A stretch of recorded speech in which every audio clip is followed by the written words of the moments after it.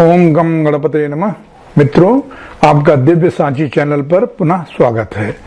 समस्त ग्रहों का सूर्य से केतु तक लग्न व प्रथम भाव से 12वें भाव तक स्थित होने के बारे में हमने चर्चा की और वो श्रृंखला को कंप्लीट किया।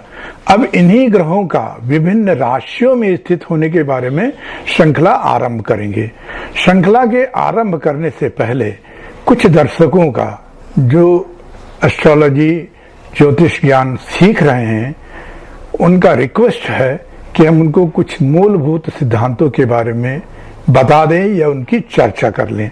तो इस प्रकार से हम जो है आज आपको कुछ इन चीजों के बारे में चर्चा करेंगे, जैसे कि राशि, लग्न, राशि ओनरशिप, ग्रह और उनके कारक, दृष्टि, उच्च के या नीच के ग्रह, तथा अगले एपिसोड में मतलब पार्ट 2 में हम ग्रहों के कंबस्ट होने के बारे में, केंद्र, त्रिकोण, उपचय तथा ग्रहों की नैसर्गिक या तात्कालिक मित्रता के बारे में बताएंगे।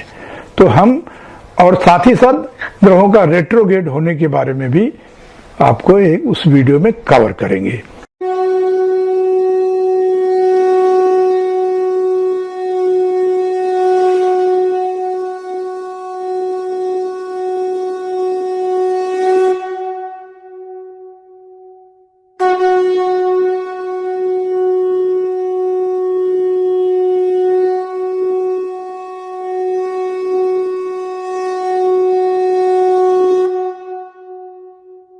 अब हम शुरू करते हैं राशियों के बारे में। तो जो काल पुरुष की राशि होती है उसमें 1 से लेके 12 तक जो है भाव होते हैं।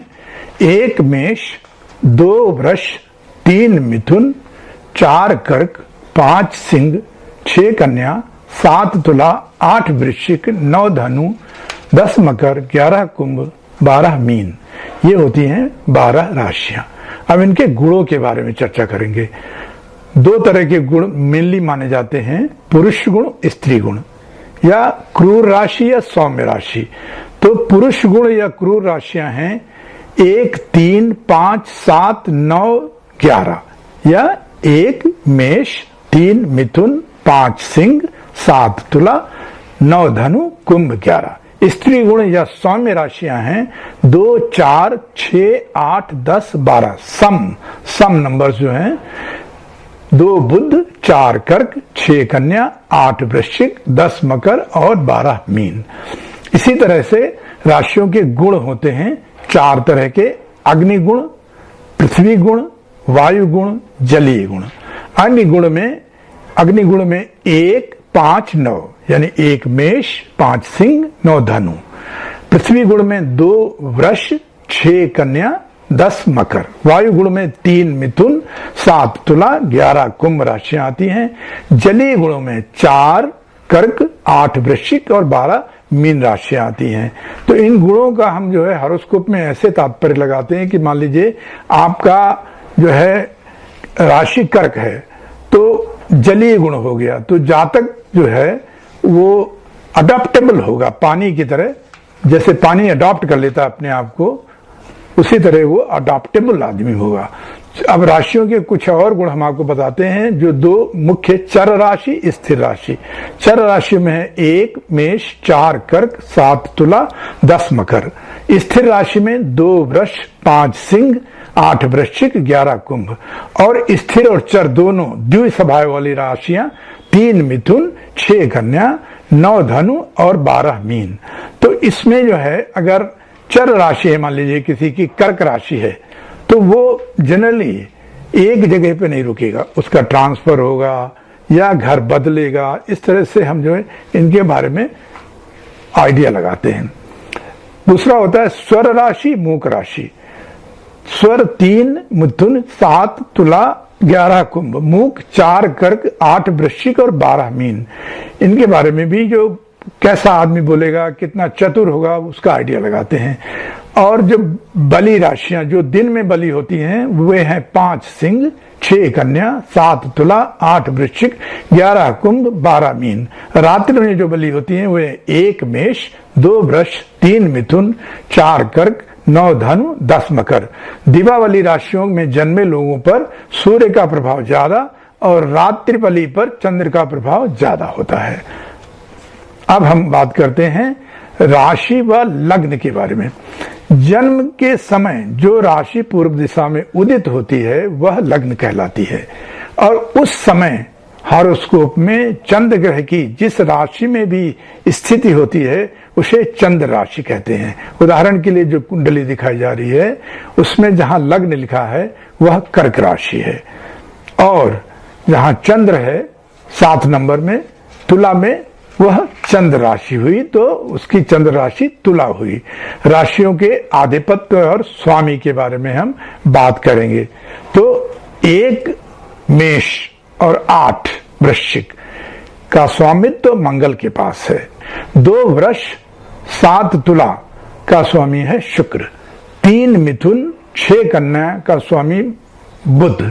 4 कर्क का स्वामी कर्क और 5 सिंह का स्वामी सूर्य है। 6 का हमने ऑलरेडी बताया बुध है, 7 का ऑलरेडी बताया शुक्र है, 8 का बताया वृश्चिक का मंगल है।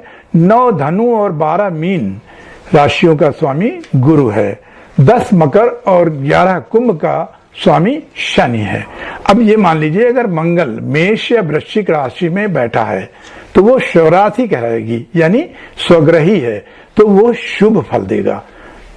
ग्रह अपनी राशि में बैठ करके अच्छा फल देते हैं या मित्र राशि में बैठ करके भी अच्छा फल देते हैं। अब हम कारकों के बारे में बताते हैं। तो सूर्य पिता का कारक है, चंद्र माता का कारक है, मंगल भाई बहन का, बुध व्यवसाय और नौकरी का कारक है, गुरु संतान का कारक है, शुक्र जीवन साथी का कारक है, शनि लंबी आयु का कारक है, राहु माँ की तरफ ननिहाल मामा मामी आदि का कारक है, केतु पिता की तरफ चाचा चाची आदि का कारक है। तो जो कारक ग्रह हैं उनसे भी हम आइडिया लगाते हैं। जैसे बुध मान लीजिए आपके 10वें भाव में है और वो नौकरी और व्यवसाय का कारक है, तो ऑब्वियसली जो है जातक को अच्छी नौकरी मिलेगी, अच्छा काम करेगा, इंटेलिजेंट होगा और जीवन में सफल होगा।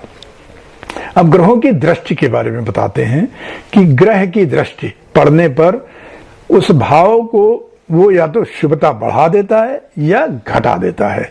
ये देखना होगा कि जहां दृष्टि पड़ रही है वह कौन सी राशि है और वहां पे कौन सा ग्रह बैठा हुआ है, उनका संबंध कैसा है, मित्रता का संबंध है, समता का है या शत्रुता का है। उसी के हिसाब से वो यथोचित परिणाम देते हैं या प्रभाव दिखाते हैं।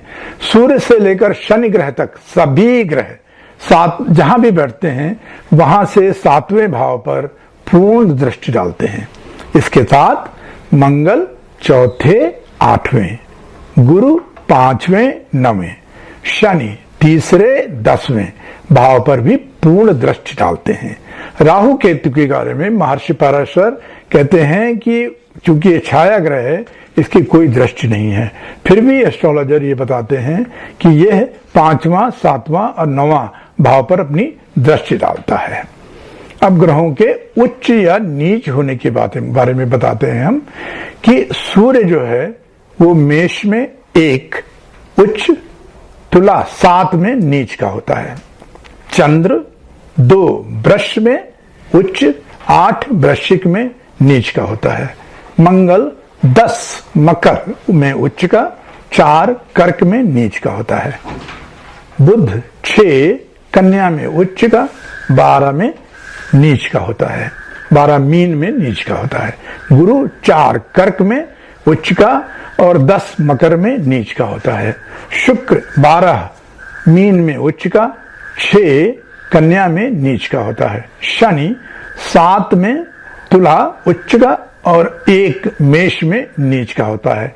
ग्रह जिस राशि में उच्च का होता है वहां से 7वीं राशि में नीच का हो जाता है।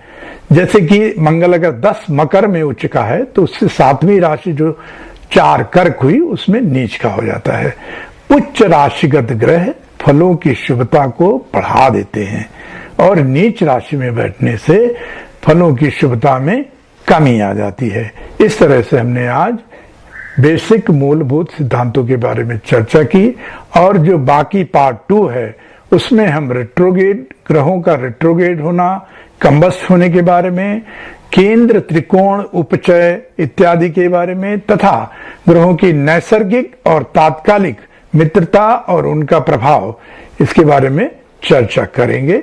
बहुत बहुत धन्यवाद। अब हम आपको अपनी वाणी को यहाँ पर विराम देते हैं और आपसे आग्रह और रिक्वेस्ट करते हैं कि आप लाइक करें, सब्सक्राइब करें, शेयर करें और हमारे साथ बने रहें। बहुत बहुत धन्यवाद।